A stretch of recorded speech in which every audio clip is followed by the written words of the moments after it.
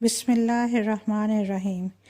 कहानी शुरू होने से पहले अगर आप मेरे चैनल पर न्यू हैं तो सब कहानी को सब्सक्राइब करके बेल नोटिफिकेशन को ऑन कर दें ताकि आपको मिलती रहें तमाम चैनल अपडेट्स।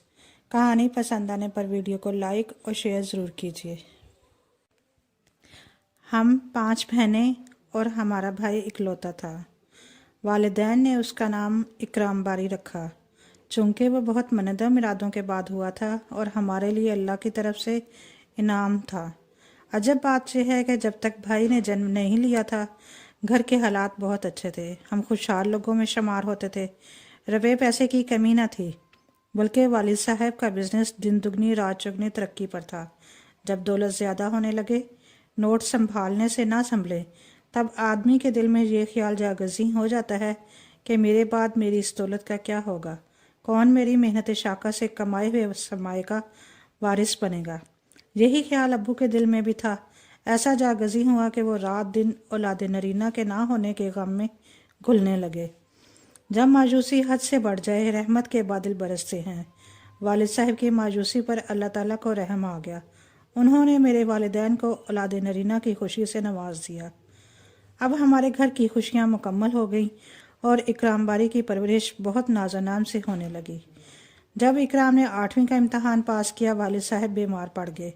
वो अब कारोबार को ज़्यादा वक्त न दे सकते थे, जबकि कारोबार के लिए किसी नहायत मुखलिस और दयानतदार मावन की अशद ज़रूरत थी। ऐसे में अब्बू की नज़र अपने करीबी पड़ोसी अरशद पर पड़ी, जो गरीब ज़रूर था लेकिन दयानतदार और कई खूबियों का मालिक था, जो कि एक ख़ानदानी आदमी में होती हैं।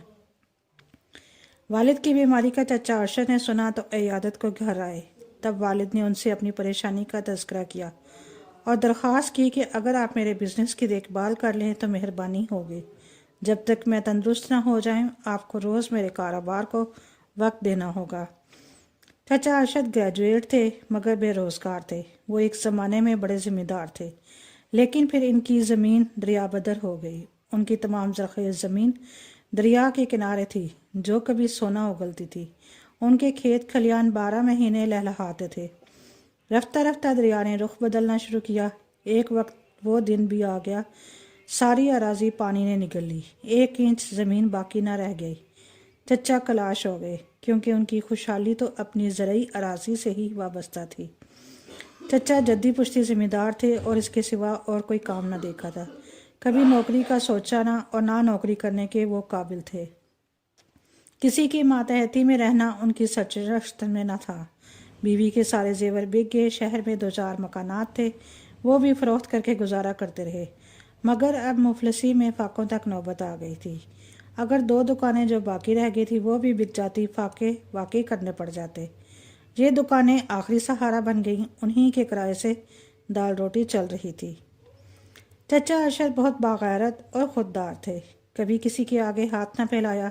रूखी सूखी जैसी भी इज्जत के साथ गुजर बसर हो रही थी, वक्त को धकेल कर जी रहे थे। हमारे तो बिल्कुल बराबर के पड़ोसी थे, लिहाजा उनका हाल हमसे पोशीदा न था। वालिद साहब के बहुत इसरार पर चचा अरशद ने उनका कारोबारी मावन बनने का फ़ैसला कर लिया। यूँ वो अब्बू की जगह उनके ऑफिस जाने लगे। अगरचे कारोबार का तजर्बा ना था, मगर अपनी फहम फरासत से बिजनेस की डोरती नाव को संभाल लिया। वालिद साहब को कैंसर था। ये बीमारी तवील होती गई। शुरू में पता ना चला, जब पता चला तो अब्बू को बेहद तशवीश लाहक हो गई। भाई इकराम भी FA का तालिब इल्म था। उसकी तालीम ही मुकम्मल ना हो सकी थी, भला वो क्यों कर कारोबार संभाल सकता। वालिद साहब ने सोचा, मेरी ज़िंदगी के दिन तो गिने जा चुके हैं, जो अहम फैसले करने हैं वक्त पर कर लूँ तो अच्छा है, जाने मेरे बाद मेरे कुंबे का क्या बनेगा। 2 बड़ी बहनों की शादियां हो चुकी थी, वो अपने घर बार की थी। उनसे छोटी 2 बहनों की मंगनियां मामू के बेटों से कर दी थी। मैं और इकराम बारी बाकी रह गए थे। वालिद साहब को अपने कारोबार के साथ साथ हमारी भी फिक्र थी। एक रोज़ उन्होंने फैसला किया कि वो बेटी की शादी कर दें ताकि उसका सेहरा देख लें। इकराम बाद में खुद कोशिश करके बहन का कोई अच्छा रिश्ता तलाश कर लेगा। बहुत गौर व फिक्र के बाद वो इस नतीजे पर पहुंचे कि चचा अरशद की बेटी से बेहतर और कोई रिश्ता इकराम के लिए नहीं हो सकता। एक तो वो अच्छे ख़ानदान के फ़र्द थे और किस्मत ने उनका मुफलिस किया था। दोम ये कि इस वक्त बेहद ज़रूरतमंद थे। دیانتداری سے ابو کا کاروبار سنبھالے ہوئے تھے. انہوں نے اس برے وقت میں ساتھ نہ دیا ہوتا تو ہم بھی مفلس و کلاش ہو جاتے. ابو کی سوچ ضرورت کے وقت کے تحت بری نہ تھی. ان کے بعد اکرام باری نے ہی کاروبار سنبھالنا تھا اور ابو کا مرض تیسری سٹیج پر تھا. تو اب اگر چچا ارشد اکرام باری کا سہارا نہ بنتے تو کاروبار ٹھپ ہو جاتا. بزنس کی شدت بھی تو میرے بھائی میں ابھی تک نہیں آئی تھی. وہ تو گھر سے کالج اور کالج سے گھر تک کا ہی رہ گیا تھا. بے تحاشا روپیہ والد صاحب کی بیماری پر لگ گیا. ان کو ماموں جان بیرون ملک بھی علاج کے لیے لے گئے، مگر کینسر کے مرض میں شفا تو شاید قسمت والوں کو ملتی ہوگی. جب ان کا وقت بہت نزدیک آ گیا تو ابو نے چچا سے کہا کہ تم اس کو اپنی فرزندی میں لے لو. میرا بیٹا ہر قسم کی بری عادتوں سے پاک اور بری سوسائٹی سے دور ہے. اس کو کاروبار کی طور طریقے سمجھا دو. تمہاری بھی ایک ہی بیٹی ہے جو بلا شرکت غارے میرے ترکے کی مالک ہو جائے گی. چچا نے رشتہ قبول کر لیا. دولت کے لالچ میں نہیں، بلکہ ان کو میرے والد سے محبت اور انسیت تھی. والد صاحب کی آخری خواہش پوری ہو گئی. انہوں نے بیٹے کے سر پر سہرا سجا دیکھ لیا. اکرام باری کی شادی کے ہفتہ بعد وہ اللہ کو پیارے ہو گئے. جس گھر میں چند روز پہلے شادیانے بج رہے تھے وہاں سوگواری چھا گئی. مگر موت بھی ایک اٹل حقیقت ہے، اس سے کسی کو انکار نہیں ہو سکتا. والد صاحب تو پھر بیمار تھے اور سبھی ذہنی طور پر اس بات پر تیار تھے کہ وہ آج کل کے مہمان ہیں. چند دن کی سوگواری کے بعد حالات معمول پر آ گئے. بھائی نے BA کے دوسرے سال کا امتحان دیا اور پھر چچا ارشد ان کو اپنے ساتھ ابو کے آفس لے جانے لگے تاکہ وہ رفتہ رفتہ کاروبار کو سمجھ لیں. 1 سال تک وہ جز وقتی طور پر بزنس کو ٹائم دیتے رہے. جو ہی BA فائنل کے پرچے ہو گئے بھائی نے باقاعدہ آفس جانا شروع کر دیا اور والد کا کاروبار اپنے ہاتھ میں لے لیا. خدا کی کرنی کے کچھ عرصہ بعد چچا ارشد بیمار پڑ گئے. اب اکرام اکیلے ہی بزنس کی دیکھ بھال کرنے لگا.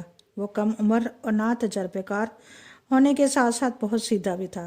بابا جان کے 2 ملازموں نے آپس میں ملی بھگت کر رکھی تھی. وہ بے ایمانی سے بزنس میں مفاد حاصل کرنے کی خاطر چچا ارشد کو ہٹانے کے در پہ تھے. جب وہ بیماری کے باعث غیر حاضر ہوئے تو ان کو موقع مل گیا. اکرام کو گھیرا اور اپنا مفاد حاصل کرنے لگے.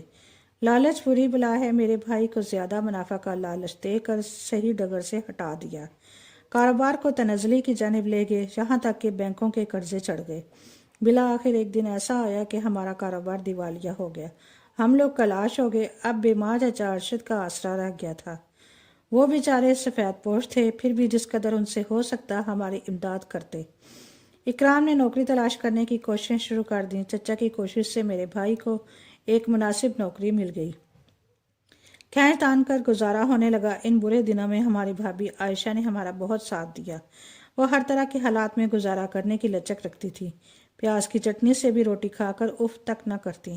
5 وقت نماز پڑھ کر مفلسی دور ہو جانے کی دعا مانگتی اور گھر کا سارا کام خود اپنے ہاتھوں سے سر انجام دیتی. غرض کی امی کے لیے وہ راحت دل و جان، تو ہمارے لیے سکون قلب کا باعث تھی.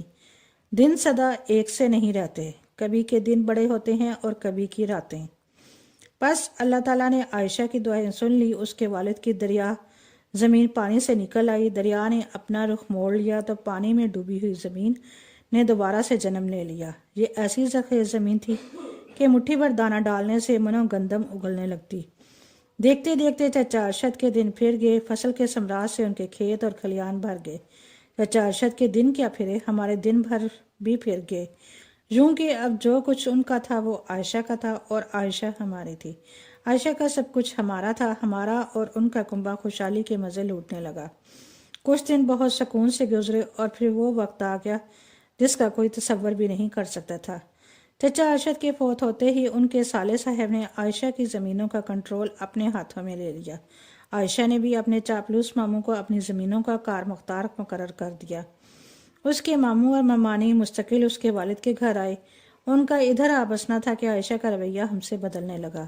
نہ جانے وہ لوگ کیسی باتیں اس کے کانوں میں پھونکتے تھے کہ عائشہ کا دماغ آسمان پر چڑھنے لگا. اب وہ ہم سے حقارت امیز سلوک کرتی، یہاں تک کہ ساس اور شوہر کو بھی کچھ گردانتی نہیں تھی. وہ عائشہ جو ہماری زندگی میں نوید بہار بن کر داخل ہوئی تھی وہ اب ہم کو گردانتی نہ تھی. ہم لوگ اس کو خار کی طرح کھٹکنے لگے. شومِ قسمت کے انہی دنوں ہمارے بھائی کی نوکری جاتی رہی. پھر کیا تھا، عائشہ ملک اور ہم اس کی رعایا. وہ اب ہم پر ایسے حکم چلاتی کہ جیسے ہم اس کے زرخرید غلام ہوں۔ 2 وقت کی روٹی کے بدلے مجھے اور امی کو نوکرانی بنا ڈالا۔ ایک دن عائشہ نے اپنا سامان اٹھایا اور اپنے والد کے گھر چلی گئی۔ اس کے ماموں نے فصل آنے پر نیا شاندار مکان خریدا تھا۔ عائشہ اس میں سکونت پذیر ہو گئی، اکرام کو بھی ساتھ لے گئی اور ہم کو ہمارے ابو کے گھر چھوڑ گئی۔ ہم کو اپنے بھائی کے چلے جانے کا دکھ تو تھا، لیکن امی کہتی تھی یہ بہتر ہوا، اب کم از کم وہ ہم پر حکم تو نہیں چلائے گی، ہم اپنے گھر سکون سے رہ سکیں گے۔ البتہ امی اور میں کبھی کبھار بھابھی کے گھر بھائی اکرام سے ملنے جاتے، تب عائشہ ہم سے سیدھے منہ بات نہ کرتی، ہم کو بچا کھچا کھانا دیتی اور سرونٹ کوارٹر میں ٹھہراتی۔ اکرام بھائی کو برا تو لگتا، مگر بیوی کے رعب سے مجبوراً چپ رہتے کہ سبھی کچھ زمین، مالک، مال و دولت تو عائشہ کا تھا۔ اکرام بھائی ہم سے بس اس قدر کہتے تھے کہ میں خود ملنے آ جایا کروں گا، آپ لوگ یہاں نہ آیا کریں۔ بھائی بھی بھابھی کی زمینوں کی دیکھ بھال کرتے تھے، جس کے عوض ان کو کچھ رقم عائشہ کے ماموں دے دیتے تھے، اس رقم سے وہ ہمارا خرچہ پورا کرتے۔ یہ بات بھی عائشہ کو بہت کھٹکتی تھی۔ ہماری معاشی حالت اچھی نہ رہی، میرے لیے اچھے رشتے نہ آتے، جو رشتے آتے گھٹیا اور ہمارے لائق نہ ہوتے۔ تب امی انکار کر دیتی، جو میری شادی کی عمر نکلی جاتی تھی۔ امی کو میری فکر تھی اور میں یہ سوچتی تھی کہ اگر میری شادی ہو گئی تو پھر میری ماں کا کیا بنے گا، وہ تو بالکل اکیلی ہو جائیں گی۔ مسلسل اعانت میں سلوک سے دل برداشتہ ہو کر ہم نے بھابھی کے پاس آنا جانا ختم کر دیا۔ وہ یہی چاہتی تھی کہ ہمارا بھائی بھی ہم سے کوئی ناطہ نہ رکھے۔ بس انہوں نے بھائی اکرام پر پابندی لگا دی کہ جب وہ نہیں آتے تو پھر تم کیوں ان سے ملنے جاتے ہو۔ بھائی سے قسم اٹھوائی کہ اپنے والدین کے گھر نہ جاؤ۔ 2 بچے ہو چکے تھے، اکرام بھائی بیوی بچوں کو نہیں چھوڑ سکتے تھے، سو انہوں نے ہمیں ہی چھوڑ دیا اور ہم سے کنارہ کر لیا۔ وہی ہوا جس کا ڈر تھا، بھائی ہمارا نہ رہا اور نہ ہم بھائی کے۔ ایک دوسرے کے پاس آنا جانا، ملنا جلنا بند ہو گیا۔ اب تو عائشہ ہی بھائی کا سب کچھ تھی۔ اس وقت اکرام کو اپنی غلطی کا احساس نہ ہوا، شاید کہ آنکھوں پر دولت کی پٹی بن گئی تھی۔ وہ بھول گیا تھا کہ دنیا میں بیویاں کئی مل جاتی ہیں، مگر بہن بھائی ماں باپ نہیں ملتے۔ تنے آسانی میں اس نے حقیقی رشتوں کو کھو دیا۔ ماں نے بھائی کو کبھی بد دعا نہ دی، مگر ٹوٹے دلوں کا صبر تو پڑ ہی جاتا ہے۔ جو آج ہم خوشحال، مگر اکرام بھائی اور بھابھی بدحال ہیں۔ خدا کی لاٹھی بے آواز ہوتی ہے، اس کے گھر دیر ہے اندھیر نہیں۔ بھائی کے ماموں کو ہارٹ اٹیک ہوا، وہ اللہ کو پیارے ہو گئے۔ ان کی وفات کے بعد پتہ چلا کہ اراضی عائشہ کے ماموں نے کاغذات میں رد و بدل کروا کر اپنے بچوں کے نام کروائی تھی۔ اب وہی اس اراضی کے مالک و مختار تھے۔ کار، بنگلہ، گھر کا فرنیچر تک ان لوگوں نے اپنے قبضے میں لے لیا۔ ایک دن آیا جب اکرام بھائی اپنی بیوی اور بچوں سمیت ہمارے در پر آ پڑے۔ امی نے خندہ پیشانی سے بہو اور بیٹے کا استقبال کیا، منہ سے ایک لفظ نہ کہا۔ میں نے ایک اسکول میں بطور ٹیچر ملازمت کی اور پھر میری شادی میرے کولیگ کے توسط سے ایک خوشحال زمین دار گھرانے میں ہو گئی۔ میرے پاس کسی شے کی کمی نہ تھی، والدہ کی بھی میرے شوہر دیکھ بھال کرتے۔ جس گھر میں میری والدہ اقامت پذیر تھی وہ ہمارے والد صاحب کا تھا، لہٰذا اس پر اکرام کا بھی حق تھا۔ وہ اب بیوی بچوں کے ہمراہ اسی سائبان تلے آ گئے۔ میرے شوہر 1200 خادمی تھے، انہوں نے اکرام کو بینک میں اچھی ملازمت دلوا دی۔ یوں ان کا گزارا بہتر ہو گیا۔ اب بھائی اور بھابھی کو عقل آئی کہ دولت ہی سب کچھ نہیں ہوتی، اصل قیمتی اثاثہ تو حقیقی رشتے ہوتے ہیں۔ عائشہ نے امی سے معافی مانگی اور پہلے کی طرح ان کی خدمت کرنے لگی۔ کہتی تھی آپ کی دعاؤں سے خدا نے ہم کو تونگر کیا تھا۔ جب ہم نے آپ کی توہین کی، اللہ تعالیٰ نے سب دولت ثروت واپس لے لی۔ اب تو وہ زمین جو ماموزادوں نے ہم سے چھینی تھی وہ بھی ان کے پاس نہ رہی۔ دریا نے پھر سے اسے آگے بڑھ کر اپنے وجود میں سمو لیا۔ دریا کے کنارے جو زمینیں ہوتی ہیں وہ بے حد زرخیز تو ہوتی ہیں، مگر ان کی بقا کا انحصار دریا کی وسعت اور اس کے بدلتے مزاج پر ہوتا ہے۔ جب دریاؤں میں سیلاب آ جاتے ہیں یا زیادہ پانی کی وجہ سے بڑی چھالیں آتی ہیں تو وہاں بنی ہوئی بستیاں اور کھڑی فصلوں کے نام و نشان تک باقی نہیں رہتے، اور یہی رنگ زمانے کا ہے۔ آج کوئی تونگر ہے تو کل وہ مفلس ہو جاتا ہے، آج کوئی عروج پر ہے تو کل خاک سے مل کر خاک ہو جانا اس کا مقدر بن جاتا ہے۔ بس یہی قانونی قدرت ہے۔ باقی دائم و قائم تو اللہ کی ذات ہے، جو ہمیشہ سے ہے اور ہمیشہ باقی رہے گی۔